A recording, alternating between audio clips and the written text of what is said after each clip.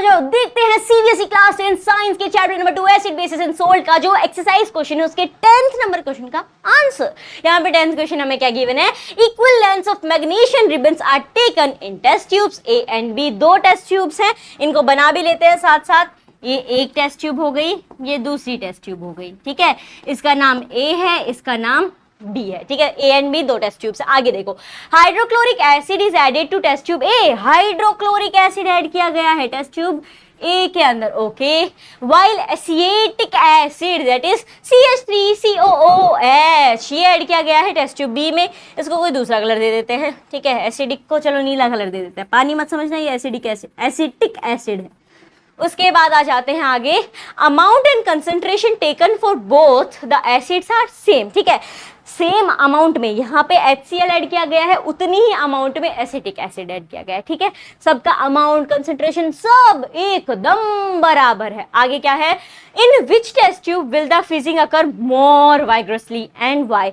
आप ही बताओ कौन सी टेस्ट ट्यूब के अंदर ज्यादा भयंकर तरीके से सनसनाहट होगी, यानी ज्यादा बबल्स आएंगे, ज्यादा से वाली साउंड निकल के आएगी, ए में से या बी में से। इसमें है HCl, याद रखिएगा। इसके अंदर क्या है, इसके अंदर है HCl, इसमें क्या है CH3COOH एसिएटिक एसिड। किसके अंदर ज्यादा होगी? अगर आपने एसिड बेस एंड सोल्ट्स का एक्सप्लेनेशन वीडियो जो है मेरा वो देखा होगा तो आप तुरंत कहोगे ए वाले में ज्यादा होगी। वाई? क्योंकि उसमें हमने देखा था स्ट्रॉन्ग एसिड कौन कौन से हैं और वीक एसिड कौन कौन से हैं। तो जो एसिएटिक जनाब हैं वो एकदम वीक एसिड है। क्यों? क्योंकि उनका जो हाइड्रोजन आयंस का कंसंट्रेशन है वो बहुत कम है, वो 7 के पास में रहते हैं।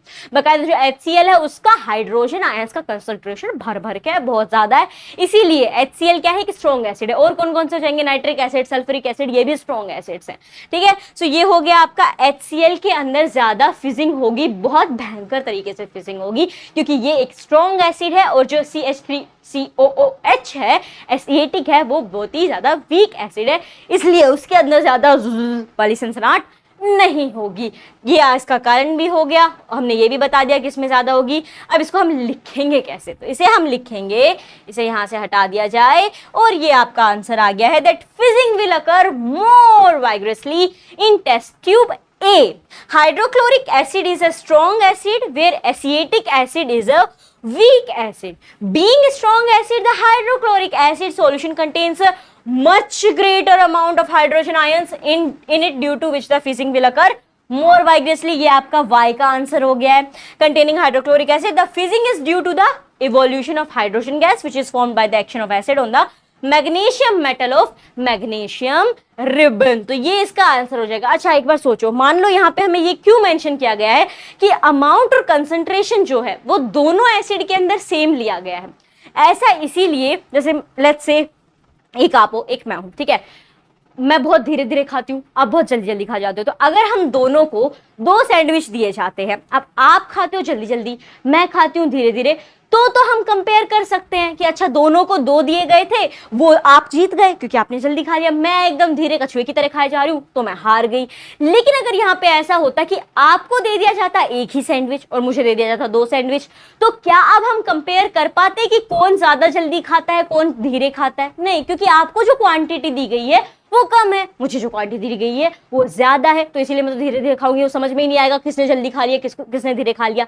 इसीलिए सेम यहाँ पे जो एसिड्स थे उनके अमाउंट भी और जो कंसंट्रेशन लेवल था वो सेम दिया गया था कि इतना ml ही हाइड्रोजन HCl है और इतना ml ही आपका एसिएटिक एसिड है, ताकि कंपैरिजन जो है वो सही तरीके से किया जा सके, पक्षपात ना हो जाए। तो अगर कभी क्वेश्चन में ये दे दे कि इतने ml तो HCl है लेकिन इतना कम ml या इतना ज्यादा ml एसिडिक है, तो यहाँ पे हम कंपेयर कर ही नहीं सकते हैं, बिकॉज अमाउंट जो क्वांटिटी है वो यहाँ पे सेम है ही नहीं। तो इसीलिए ये सवाल में चीजें पढ़ना बहुत ज्यादा जरूरी है कि अमाउंट एंड कंसंट्रेशन दोनों के अंदर सेम है। So this is the answer for question number 10। I hope आपने ये लिख लिया होगा ये आंसर। अगर आपको समझ में आया हो तो चैनल को अच्छे से सब्सक्राइब कर दो, ताकि आपको आगे जितने भी क्वेश्चंस हैं उनके सॉल्यूशन मिल जाएं फटाफट से, और जो भी चैप्टर्स उनके एक्सप्लेनेशन वीडियो भी आपको देखने को मिल जाए। So we will meet in the next video. Till then take care, bye bye.